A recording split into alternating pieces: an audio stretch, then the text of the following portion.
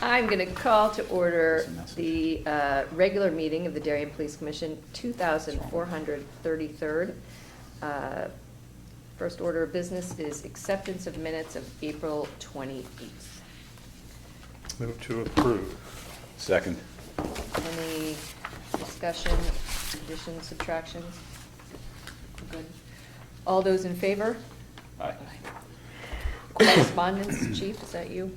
Yes, I do have one from the United States Power Squadron. They had the flare-up event at Reed Beach on Saturday, April 30th.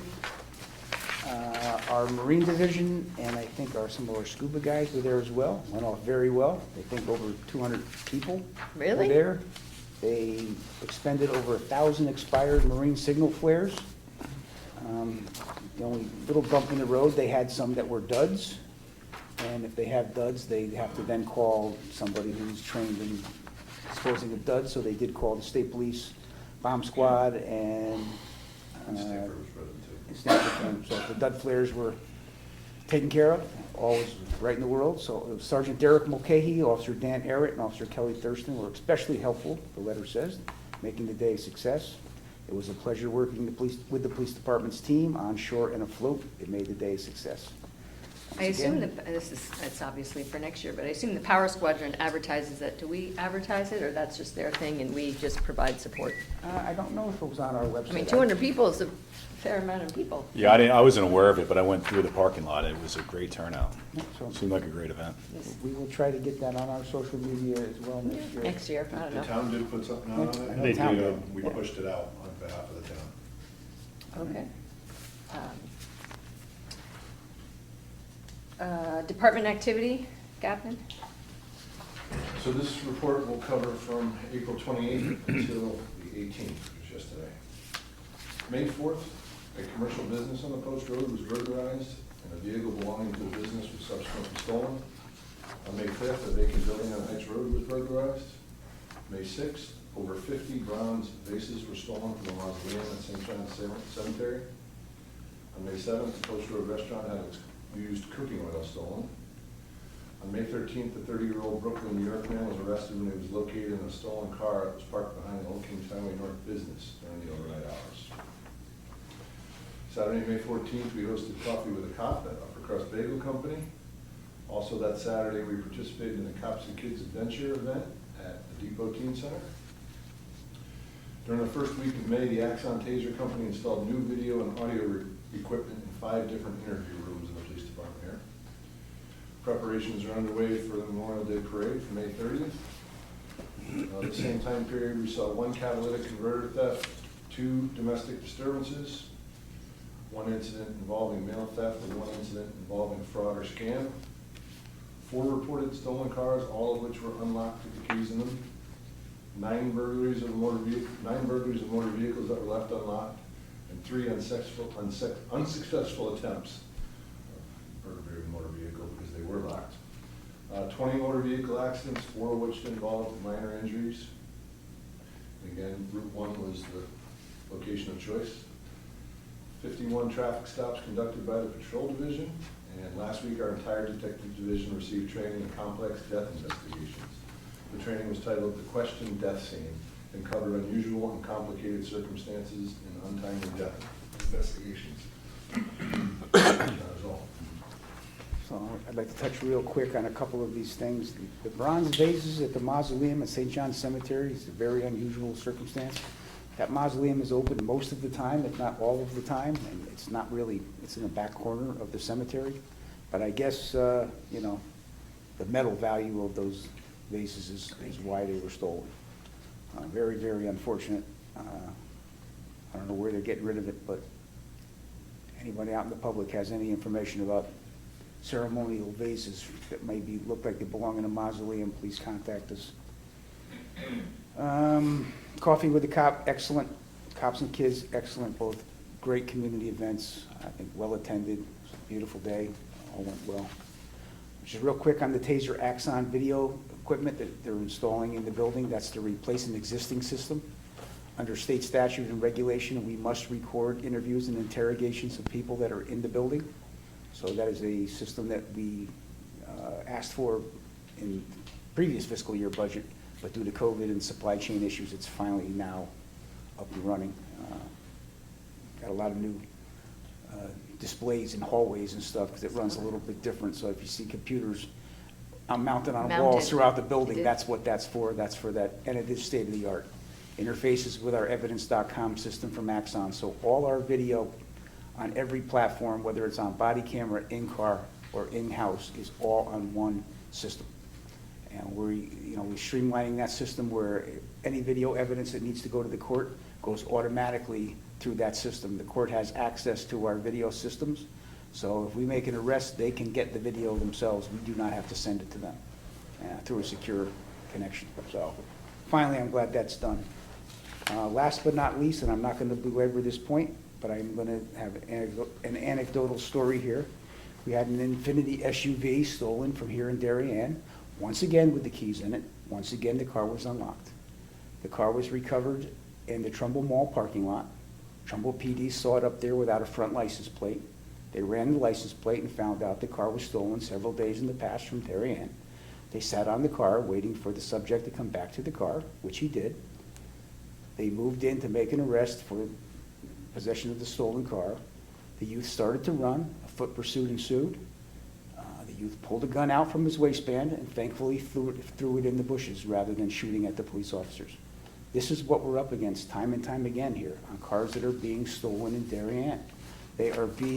When they are recovered and arrests are made, invariably, the young people that are involved are in possession of firearms. I just can't stress this any more than I'm doing here, that yes, cars are getting stolen here. We don't want to victimize the victim, but by leaving the cars unlocked, they are offering just an opportunity for these youths to come take it.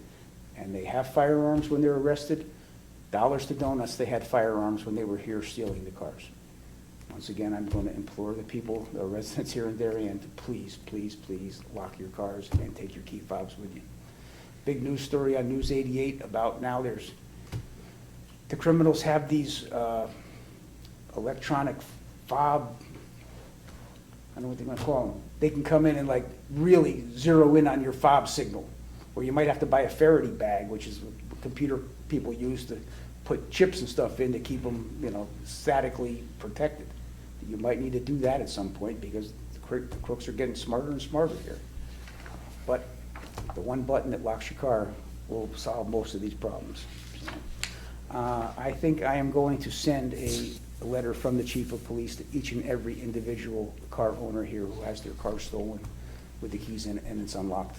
So if you are a victim, you will probably see a letter from the chief in your mailbox, just basically acknowledging what I just said here once again, individually at your home.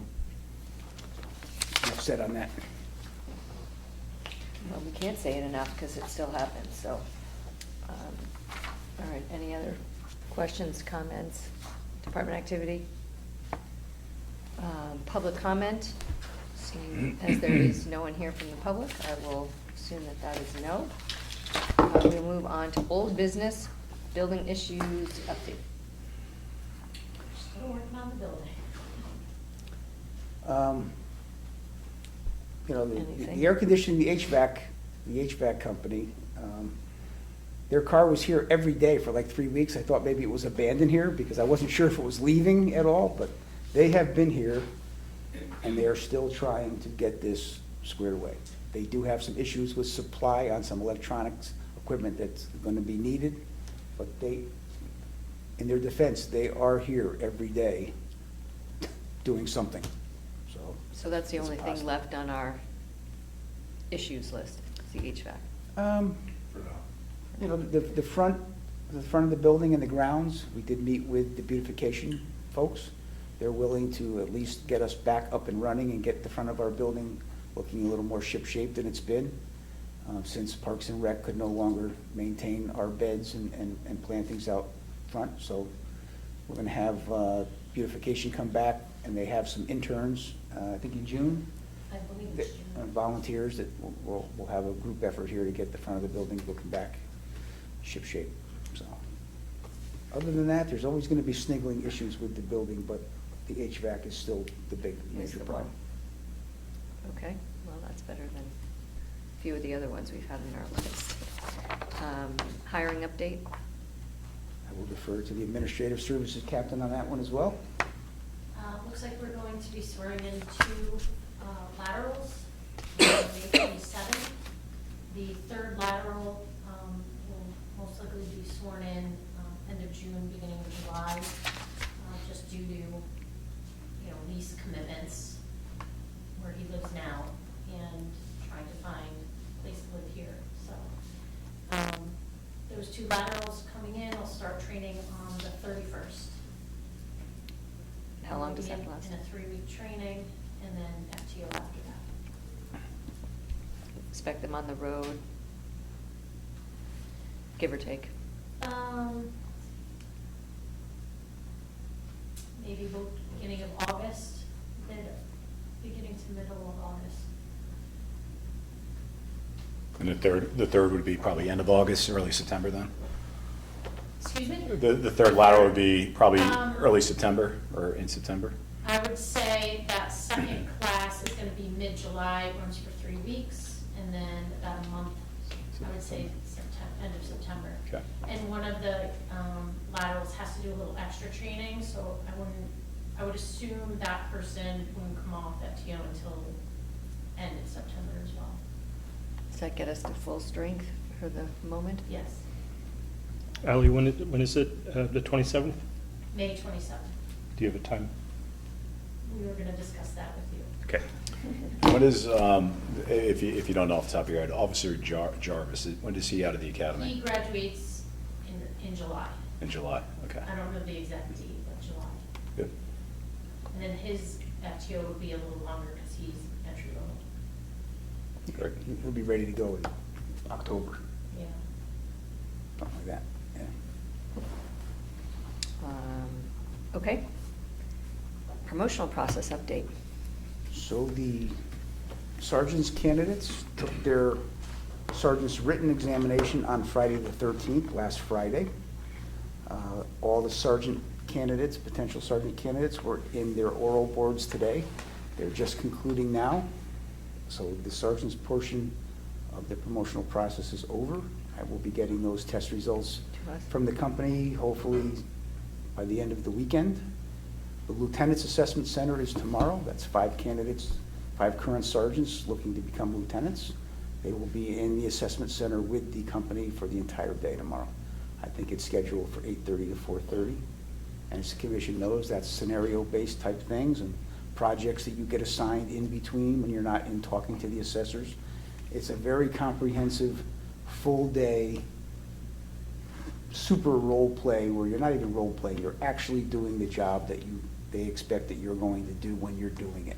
It's not like you're going in and pretending. You're actually going in and meeting with these assessors who know the answers to all these questions and they know how things are supposed to be done. And from having done it myself, I think it is a very well-vetted process which really separates, candidates. So I'm looking forward to getting those results as well. So that's tomorrow, so we'll have those.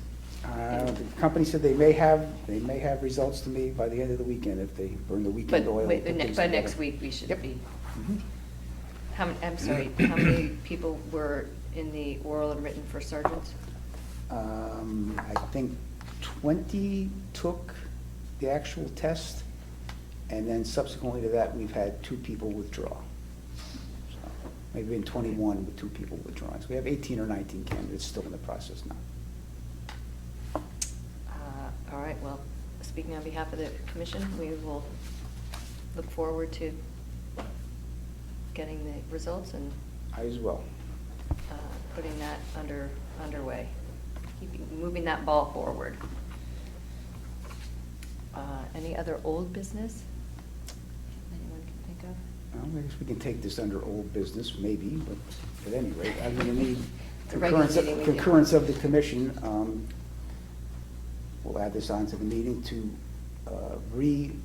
fully endorsing the reappointment of Kathy Conlon for a special constable of the town of Darien for the Tokenique area.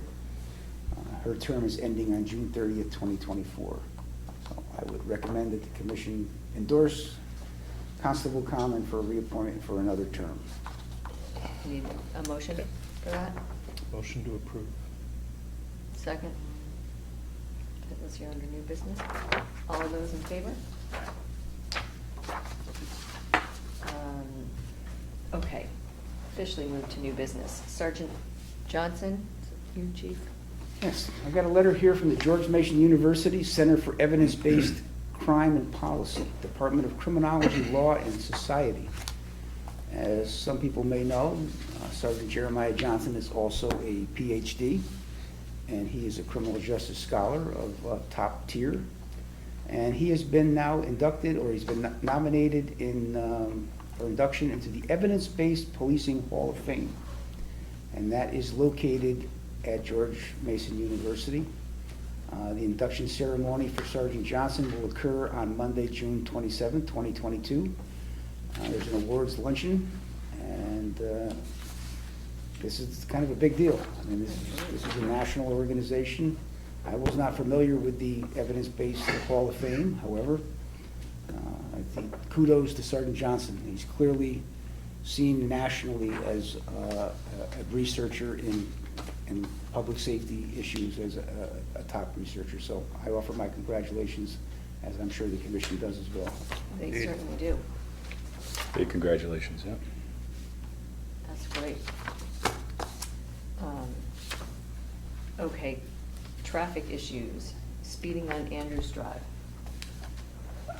We had received some communication from Mr. Raskoff of Andrews Drive. And Mr. Raskoff has been before this commission numerous times over the last 10 years or more on speeding issues on Andrews Drive. It was my understanding that he was going to come to the meeting today to discuss with the commission. I know Captain Hedema had placed the bollard back out there. There's usually a bollard on Andrews Drive on the center line. It's a traffic calming device that is back out there now. Well, I'm happy, if he's not here, I'm happy to move it to Okay. next meeting or a future meeting that he might otherwise want to attend. Okay? That is totally fine with me. Update on request for the dynamic speed signs on Hoyt Street. So I guess there's still some issue on, funding and where we might get the funding from on this. I know we sent the letter to the selectmen, or the first selectman. I don't believe I've received any correspondence back officially on this, but I'm not sure exactly I'm not. where we stand on potentially getting funding. Okay. There was no to the ARPA funding, but I do think it would behoove us, for the town, to get funding for those dynamic speed signs. So we're just waiting to hear back. We can follow up with them. Yeah. And that includes Mansfield as well, I presume. Mhm. All right, well, the signature was mine, but I have not heard back, but let's follow up and see what else, if they're looking for anything else from us or from somewhere else, so that we make sure that the ball just keeps moving forward on that. Okay. Excellent. Request for continued roadway closure on Corbin Drive until May 27th. Ouch. Yeah, that's solid ledge apparently I on know. Corbin Drive. It has to be done to move this project forward. The sewer now is 16 feet deep. It's deep. There's no doubt in my mind that Papa John Construction and the Baywater folks they're not dragging their feet. No, I know. Time is money. They would love to have those diggers out of that road and have that sewer laid. We did, I told the Papa John folks and Baywater that I would bring it to the commission and recommend that you do approve continued daytime roadway closures up until the 27th. So we hope it could be before the 27th, but we're approving to the 27th? Or we think it's the 27th? Yeah, I think it's probably going to be the 27th. But they do I was know for hopeful. Memorial Day weekend, it has to be cleaned up down there for the parade, and things have to be in order. It may go longer, but I told them provisionally we would give them to the 27th, and they would have to then make Come another back. request if it's going further. We're being very benevolent and very. Connecticut rock, it's everywhere. Yeah. I guess. The good part of this, we haven't received any complaints on anybody No, that's it is- inconvenienced. There's really not that much on Corbin Drive other than the post office, which you can get from the other side.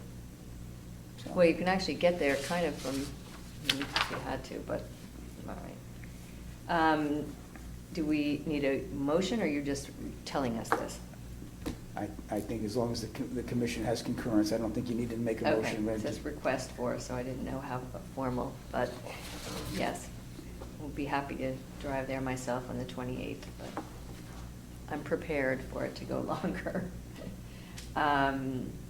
Request to enclose sidewalk on Post Road near Corbin Drive. So this was another request from the Corbin Drive Baywater folks with Papa John Construction. The commission probably knows in front of where the gas station was, there's Jersey barriers there that make the sidewalk. Yes. That was part and parcel of the state permit that they had to do that. They were looking to close that sidewalk because they're now going vertical. They're going to start their construction process.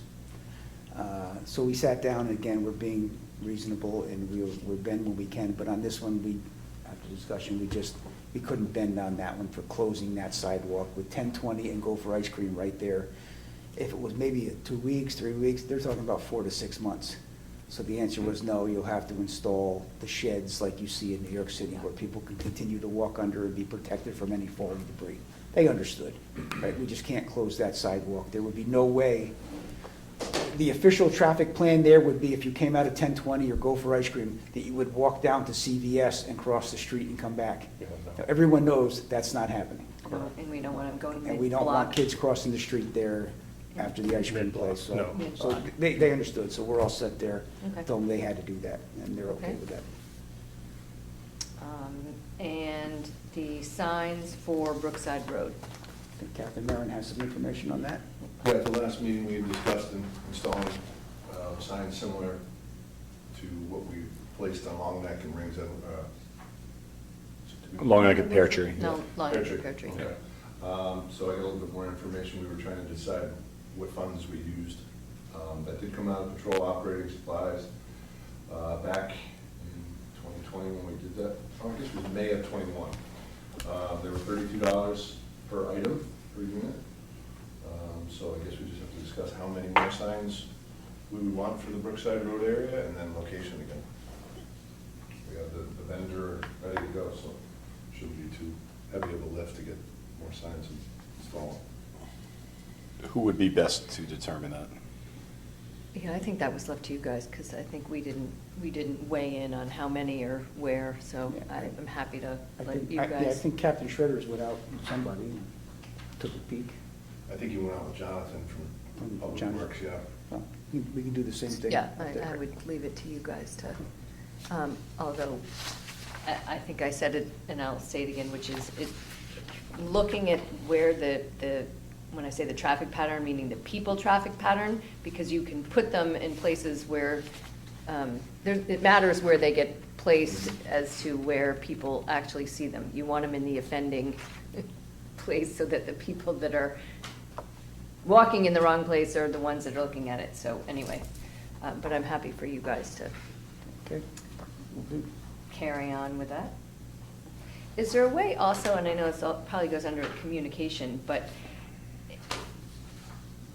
take a picture of one of those signs or a graphic of one of those signs and put it in the newspaper so that, because sometimes if people see them over and over, it just becomes kind of white noise.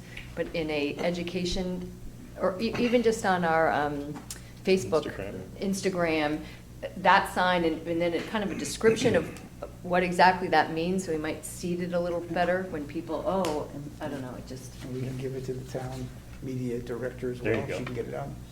She'll be more than happy to push that out for us. Yeah, Kim, I know we discussed this offline too, I think. So we're also going to include that in the Slow Down in Town campaign. So we'll put that on social media through that, but I think through the town is, good as well, their website, et cetera.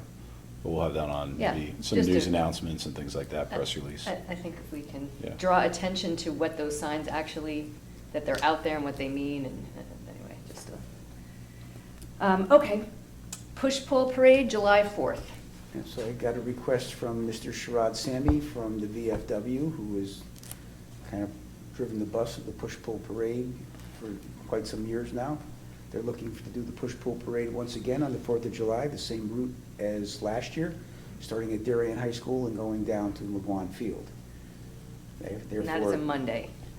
I'm not sure what The the 4th of July July 4th is.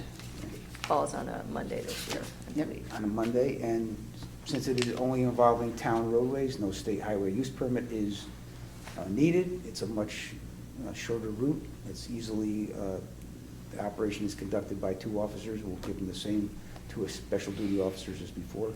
I'm not familiar with any issue that we have whatsoever with push-pull coming down the Roten Avenue on the 4th of July. So I would recommend that you approve, once again, the push-pull parade for July 4th. I recommend we approve the push-pull parade on Monday, July 4th, 2022. Second? Second. Any other questions? All those in favor? Aye. We're all good there. We have already reappointed Yep, I Tiffany didn't Constable. realize that made the agenda, but I know we talked about it in the previous meeting, but I still say Kathy Conlon can be reappointed as a constable, so we're good. So done. Okay, any other new business? False alarm account request for funds for Slow Down in Town campaign. Yeah, I think as the commission, everybody knows, this is the town's second in partnership with us. Last year it was called Think Smart Before You Start, pedestrian awareness campaign, so joggers, cyclists, how to use the crosswalk, et cetera. So this year the campaign is going to be estimated probably around a little under 7,500. So I'd like to make a request for up to 7,600 to fund this year's campaign to Slow Down in Town. I will second.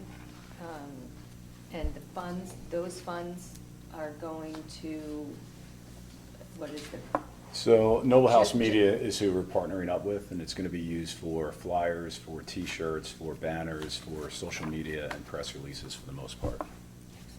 30,000-foot overview. Any other questions, comments, anyone? All right, all those in favor that we allocate up to $7,600 for the Slow Down in Town campaign? Aye.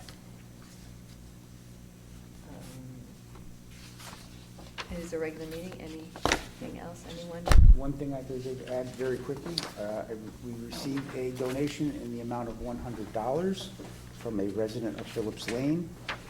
I would recommend to the commission that we accept the donation into the gift fund with thanks to the residents. We don't need a motion. Do we need to? I make a motion that we accept the gift Mhm. with appreciation, and we will put it into the fund. Second? Second. All those in favor? And we have a bunch of If these are, P and Z summaries. Do any of these require any discussion? there may be ones you want to look at. I kind of was pinch hitting, we're still getting the new admin services captain up to speed on legal traffic things. There's a couple things here that, you know, we may have to watch a little bit closer as it moves along. The special permit for 7 Sedgwick Avenue, the developer wants to replace the bank on the, across from Goodwife Shopping Center with 22 units. That one, my only concern there was that the town would engage a traffic engineer to give that a review. I don't think it's a non-starter from an LTA perspective, but it's a little beyond the scope of what I could really weigh in officially. So that's going to be 3 stories with, you know, under building parking. It's going to change that a little bit. And just to be clear, if there are LTA things, this will all come back to us.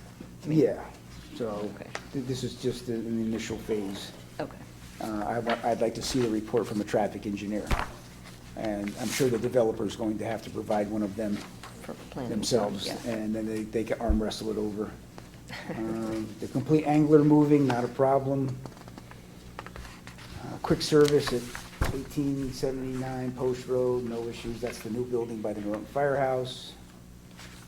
Restaurant Wine Center, that's the Wine Cellar, 42 Center Street, not really a big issue. No. Andrew Shaw Memorial Scout Cabin, buying property over by the First Congregational Church. A little bit of issues there, just want, they're gonna use that for off-site training and things from the Scout Cabin. You know the house if you saw it, it's right to the right of the church around the back.